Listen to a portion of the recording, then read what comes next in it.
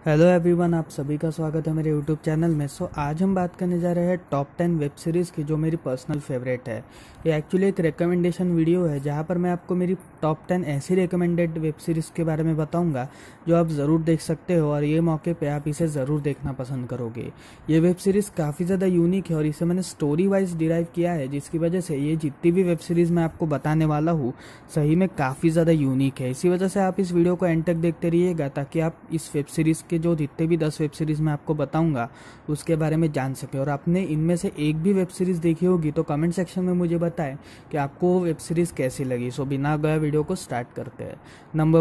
One में मैं डालना चाहूँगा डार्क नाम की वेब सीरीज़ को, जो आप में से काफ़ी लोगों ने देखी होगी। ये वेब सीरीज़ नेटफ्लिक्स के बैनर तले रिलीज़ हुई थी, जहाँ पर ये सीरीज़ के अभी तक 3 सीजन्स रिलीज़ हुए हैं। जहाँ पर इसका पहला सीज़न 2017 में रिलीज़ हुआ था, इसका सेकंड सीज़न 2019 में और इसका आखिरी सीज़न रिसेंटली 2020 में रिलीज़ हुआ था। कहानी 4 फैमिलीज़ के इर्द गिर्द लिखी गई है, जहाँ पर ये चारों फैमिली कैसे टाइम स्लिप की वजह से एक दूसरे के साथ कनेक्टेड होते हैं और बाद में टाइम रिलेटिविटी थ्योरी जो मिस्टर आइंस्टाइन ने सजेस्ट की थी उसी का रिलेटेड इनके साथ कांड होना शुरू हो जाते हैं। जहाँ पर ये चारों लोग टाइम के इर्द गिर्द घूमना स्टार्ट करते हैं और इसमें पैरेलल यूनिवर्स, डार्क होल और उसके साथ काफ़ी सारे नए नए कॉन्सेप्ट्स के बारे में भी बताया गया है जो हमने साइंस की किताबों में पढ़ा था। जिसकी वजह से आप इस सीरीज़ को अगर देखोगे तो ये सीरीज़ एंटरटेनिंग भी है और उसके साथ आपको टाइम ट्रैवल के बारे में भी थोड़ी सी जानकारी ज़रूर देगी। नंबर टू में मैं रखना चाहूँगा सेक्रेट गेम्स नाम की सीरीज़ की, जो 2018 में रिलीज़ हुई थी। ये सीरीज़ नेटफ्लिक्स ओरिजिनल इंडिया की पहली सीरीज़ है, जहाँ पर इसकी सीरीज़ में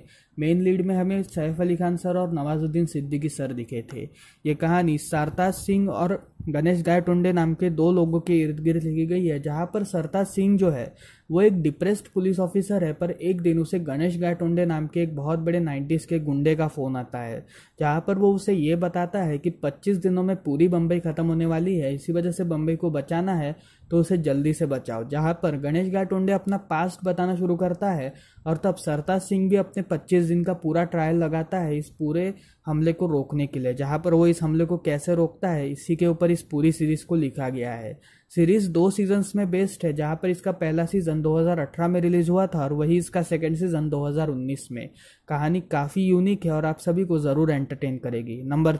थ्री में मैं रखना चाहूँगा यू नाम की सीरीज़ को, जो 2018 में रिलीज़ हुई थी नेटफ्लिक्स में। ये सीरीज़ के अभी तक 2 सीजन्स रिलीज़ हो चुके हैं, जहाँ पर इसका पहला सीज़न 2018 में और इसका सेकंड सीज़न 2019 में, और शायद से थर्ड सीज़न की प्लानिंग भी अभी चल रही है, पर वो कब तक बनेगा इसके बारे में ज़्यादा कुछ बताया नहीं गया है। कहानी जो गोल्डनबर्ग नाम के एक बंदे के इर्द गिर्द लिखी गई है, जो एक्चुअली एक बुक में एज अ लाइब्रेरियन काम किया करता था, मतलब एक लाइब्रेरी में एज अ लाइब्रेरियन काम किया करता था, जो लड़कियों के बारे में काफ़ी ज़्यादा जानना चाहता था और वो लड़कियों को हमेशा स्टॉकिंग वगैरह किया करता था। जिसकी वजह से इस सीरीज़ को हम एक साइकोलॉजिकल थ्रिलर टाइप की सीरीज़ भी देख सकते हैं, जहाँ पर ये सीरीज़ आपको ज़रूर एंटरटेन करेगी। जहाँ पर अगर आप इसका पहला एपिसोड देखोगे तो आप तरस जाओगे कि इसका सेकंड एपिसोड कब मैं देखने वाला हूँ। इतनी ज़बरदस्त इस सीरीज़ को लिखा गया है। इस सीरीज़ की राइटिंग और उसके साथ एक्टर्स की एक्टिंग सही में काफ़ी ज़्यादा कमाल की है। नंबर फोर में मैं रखना चाहूँगा नार्कोस नाम की सीरीज़ की, जो 5 सीजन्स में बेस्ड है। एक्चुअली ये जो सीरीज़ है इसका पहला सीज़न 2016 में, सेकंड सीज़न 2017 में, थर्ड सीज़न 2018 में, मैक्सिकन सीज़न मतलब इसका जो नार्कोस मैक्सिको सीज़न है वो 2018 में रिलीज़ हुआ था और वही इसका जो आखिरी सीज़न है वो 2020 में रिलीज़ हुआ, मतलब 2019 में रिलीज़ हुआ था। कहानी पहले 3 सीजन्स की कोलंबियन ड्रग माफियास जैसे पाब्लो एस्कोबार और कैली कार्टेल्स के बीच में लिखी गई है, और वही इसके जो बाकी के 2 सीजन्स है वो Mexican drug mafia Miguel Felix गलार्डो के ऊपर लिखी गई है। कहानी रियल लाइफ इंसिडेंट्स के ऊपर बेस है, जिसकी वजह से आप कोलंबियन ड्रग माफियास के ऊपर काफ़ी सारी जानकारी ले पाओगे। सीरीज़ काफ़ी ज़्यादा यूनिक है और आप सभी को ये सीरीज़ काफ़ी ज़्यादा पसंद आएगी। लेकिन इस सीरीज़ को देखने से पहले मैं आप सभी को ये ज़रूर कहूँगा कि ये सीरीज़ आधे से ज़्यादा स्पेनिश है, जिसकी वजह से आपको सबटाइटल्स की ज़रूरत तो पड़ने ही वाली है। तो इसे सबटाइटल्स के साथ देखिएगा ताकि आप इस पूरी स्टोरी को समझ सके। तो नंबर फिफ्थ में मैं आऊँगा और ये सीरीज़ है Peaky blinders. Peaky blinders actually एक टीवी सीरीज़ है जो बाद में चल के नेटफ्लिक्स में एज अ वेब सीरीज़ दिखाना शुरू हो चुका था, जहाँ पर इसे आप नेटफ्लिक्स में एंजॉय कर सकते हो। ये सीरीज़ में हम 1912 के ब्रिम्बिंगम इंग्लैंड को देखते हैं, जहाँ पर हम एक ग्रुप को देखते हैं जो एक्चुअली स्मगलिंग्स और सट्टेबाजी में काफ़ी ज़्यादा इन्वॉल्व था, और इस ग्रुप का नाम था पीकी ब्लाइंडर्स। पीकी ब्लाइंडर्स के लगभग 4 हेड्स थे, जहाँ पर इसके पहले हेड का नाम था आर्थर शेल्बी, दूसरे हेड का नाम था थॉमस शेल्बी, तीसरे हेड का नाम था जॉन शेल्बी और चौथे हेड का नाम था पोली शेल्बी। अब यहाँ पर आर्थर और जॉन ये दोनों जो थे ये एक्चुअली यहाँ का फ्रंट फेस थे, लेकिन इसकी जो पूरी प्लानिंग प्रोसेस थी ये थॉमस शेल्बी और पॉली शेल्बी के अंडर थी, जिसकी वजह से ये जो पूरी टीवी सीरीज है आपको सही में काफ़ी ज़्यादा मज़ा दिलाएगी और काफ़ी ज़्यादा एंटरटेनिंग इस सीरीज़ को बनाया गया है। सीरीज़ 5 सीजन्स की है, लेकिन अभी इसका 6वां सीज़न भी रिलीज़ होने वाला है। वो कब होगा इसके बारे में इतनी ज़्यादा इन्फो अभी तक अवेलेबल नहीं है। नंबर 6 में मैं रखना चाहूँगा ओजार्क नाम की सीरीज़ को, जो 2018 में नेटफ्लिक्स में रिलीज़ हुई थी। ये सीरीज़ एक्चुअली एक ऐसे एजेंट्स के ऊपर बनाई गई है, मतलब एक ऐसे फाइनेंशियल एजेंट के ऊपर बनाई गई है जो एक बहुत बड़े ड्रग कार्टेल के लिए मनी लॉन्ड्रिंग भी करता है। एक दिन एक बहुत बड़ा लफड़ा हो चुका था, जिसकी वजह से ये जो ड्रग कार्टेल था ये इस फाइनेंशियल एजेंट को मारने की फिराक में था, लेकिन वो फाइनेंशियल एजेंट इस ड्रग कार्टेल से ये कहता है कि मैं आपके 5 साल में मदद करूंगा और 5 साल में मैं आपके पैसों को डबल करके दिखाऊंगा, जिसकी वजह से जो ड्रग डीलर था वो उसे एक ऐसी जगह पे भेजता है जहाँ पर उसका कोई भी जान पहचान वाला नहीं था और उस जगह पे उसे अपना बिजनेस सेटअप करना था, और इसी के ऊपर ये पूरी स्टोरी को लिखा गया है। कहानी काफ़ी ज़्यादा यूनिक है और काफ़ी ज़्यादा एंटरटेनिंग है, आपको सही में इस कहानी को देखते वक्त मज़ा आ जाएगी। नंबर 7 में मैं रखना चाहूँगा स्पेशल ऑप्स नाम की सीरीज़ की, जो डिज्नी हॉटस्टार पे रिलीज़ हुई थी। ये सीरीज़ अभी जस्ट रिसेंटली 2020 के स्टार्टिंग में रिलीज़ हुई थी, जहाँ पर हमें के Menon as a main lead दिखे हैं।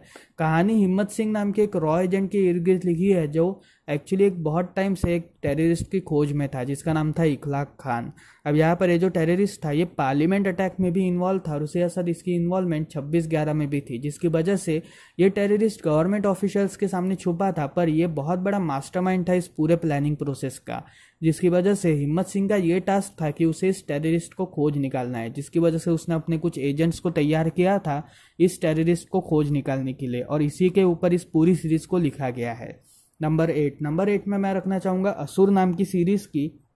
जो जस्ट रिसेंटली वूट में रिलीज़ हुई है। ये सीरीज़ एक्चुअली एक हिंदू माइथोलॉजी और उसके साथ फॉरेंसिक्स का एक बहुत बढ़िया संगम है, जहाँ पर हम कुछ फॉरेंसिक सीबीआई ऑफिसर्स को देखते हैं जो एक मिस्टीरियस मर्डरर की खोज में थे। एक्चुअली जो मर्डरर था ये हिंदू माइथोलॉजी की तरह मास्क वगैरह पहनकर लोगों की हत्याएं करता था, और उसकी हत्या करने के पैटर्न काफ़ी ज़्यादा अलग थे, जहाँ पर वो लोगों को टॉर्चर करके हत्या करवाता था, जिसकी वजह से इस हत्यारे की खोज के लिए जो सीबीआई ऑफिसर्स थे ये सब लग चुके थे, और ये सारे सीबीआई ऑफिसर्स इसको ढूंढने की तलाश में थे, और इसी के इर्द गिर्द इस पूरी सीरीज को लिखा गया है। इसका जल्दी 2nd सीजन भी आएगा, लेकिन कब तक आएगा इसके बारे में ज़्यादा तो इन्फो नहीं दिया गया है। नंबर 9 में मैं रखना चाहूँगा हाउस ऑफ कार्ड्स नाम की सीरीज़ की, जो 2016 में रिलीज हुई थी। ये सीरीज एक्चुअली एक पॉलिटिकल ड्रामा है, जहाँ पर हम फ्रैंक नाम के एक पॉलिटिशियन को देखते हैं जो एक्चुअली अपनी वाइफ के साथ रहा करता था, और उसे एक एजुकेशन मिनिस्टर बनना था, बट लेकिन उसे एक बहुत निचली पोजीशन दी जाती है, जिसकी वजह से वो अपने पॉलिटिक्स का यूज़ करके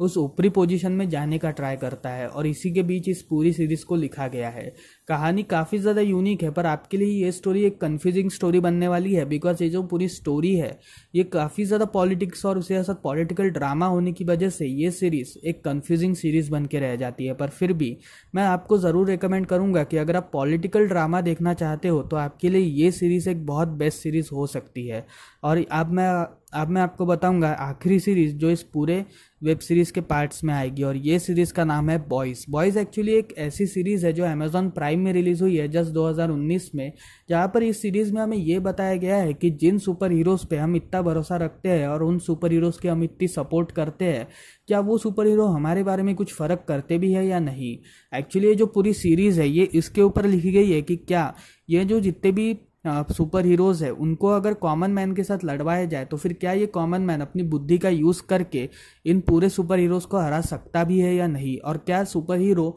ज़्यादा भाव मिलने की वजह से या फिर ज़्यादा इनके बारे में पूछने की वजह से क्या ये सुपर हीरोज़ ज़्यादा भाव खा चुके हैं, और उसके साथ क्या ये सुपर हीरोज़